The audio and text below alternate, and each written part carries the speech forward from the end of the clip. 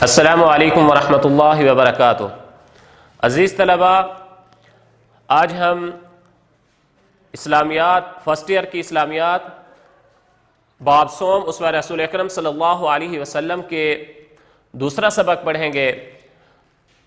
تو اسوہ رسول اکرم صلی اللہ علیہ وسلم میں سے رحمت للعالمین کہ آپ صلی اللہ علیہ وسلم تمام جہانوں کے لیے رحمت ہیں، اس کے متعلق ہم بات کر رہے تھے۔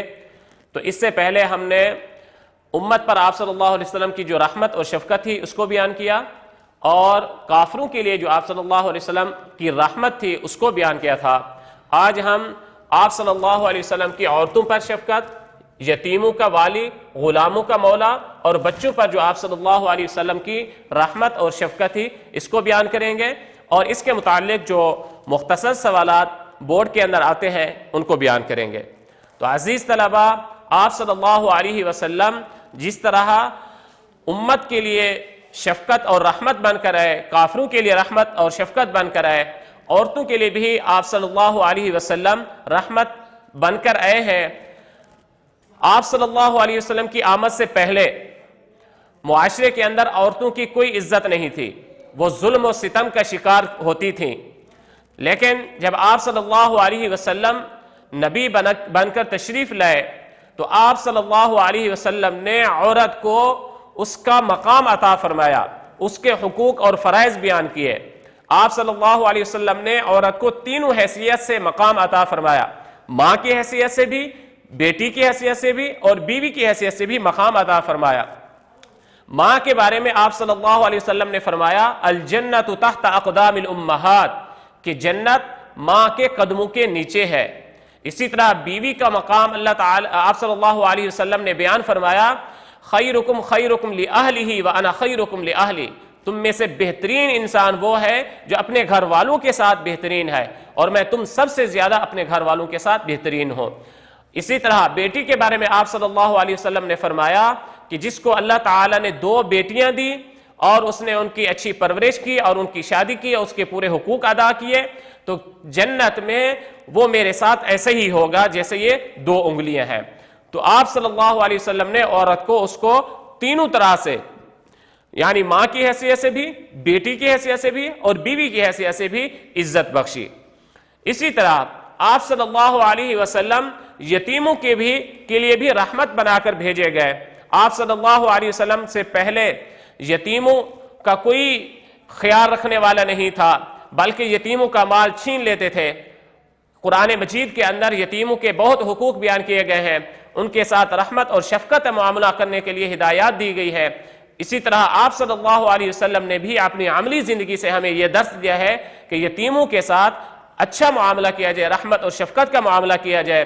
ایک مرتبہ آپ صلی اللہ علیہ وسلم حضرت اسماء بنت عمیس رضی اللہ تعالی عنہا، جو کہ حضرت جعفر طیار رضی اللہ تعالی عنہ کی بیوی تھی، زوجہ محترمہ تھی، ان کے پاس تشریف لے گئے، اور حضرت جعفر طیار رضی اللہ تعالی عنہ غزوہ موتا کی طرف گئے ہوئے تھے۔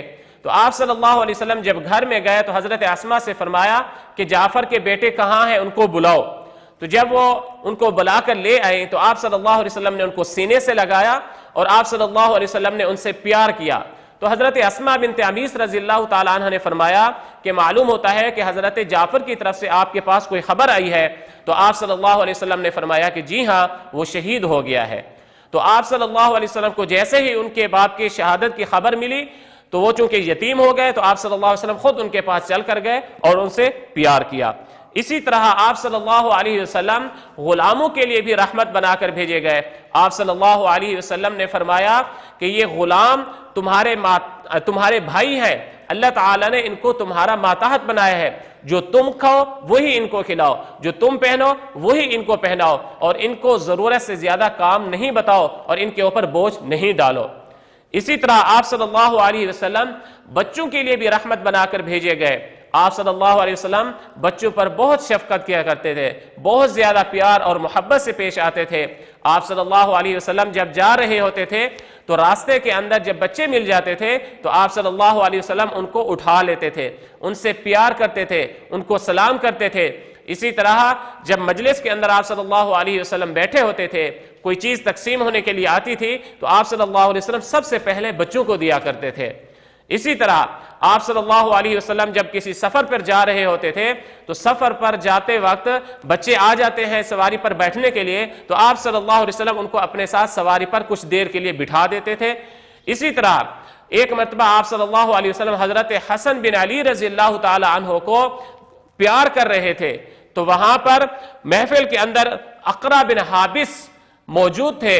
انہوں نے جب دیکھا کہ آپ صلی اللہ علیہ وسلم حضرت حسن بن علی رضی اللہ تعالی عنہ سے پیار کر رہے ہیں، تو اس نے کہا کہ یا رسول اللہ صلی اللہ علیہ وسلم، میرے تو 10 بیٹے ہیں، میں نے تو کبھی ان کو ایسے پیار نہیں کیا۔ تو آپ صلی اللہ علیہ وسلم نے فرمایا من لا یرحم لا یرحم، جو شخص رحم نہیں کرتا اس پر رحم نہیں کیا جاتا۔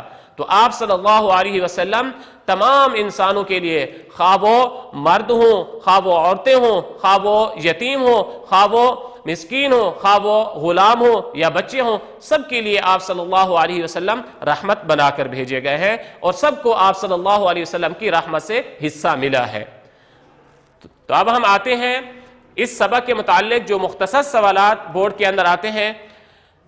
پہلا سوال جو اس سبق کے متعلق بورڈ کے اندر آتا ہے وہ یہ ہے کہ ماؤں کی عظمت کے بارے میں ایک حدیث یا ترجمہ لکھے۔ تو اس کا جواب یہ ہے کہ ماؤں کی عظمت کے بارے میں آپ صلی اللہ علیہ وسلم نے فرمایا الجنت تحت اقدام الامہات، ترجمہ جنت ماؤں کے قدموں کے نیچے ہے۔ اگر حدیث یاد ہو جائے تو حدیث لکھنی ہے، وگرنہ ترجمہ لکھ دینا ہے، یہ بھی کافی ہو جائے گا۔ لیکن جب ترجمہ لکھیں تو ترجمہ لفظ بلفظ لکھنا ضروری ہے۔ اسی طرح دوسرا سوال جو اس سبق کے متعلق آتا ہے وہ یہ ہے بچوں پر رحمت کے حوالے سے اسوہ نبی کریم صلی اللہ علیہ وسلم تحریر کریں۔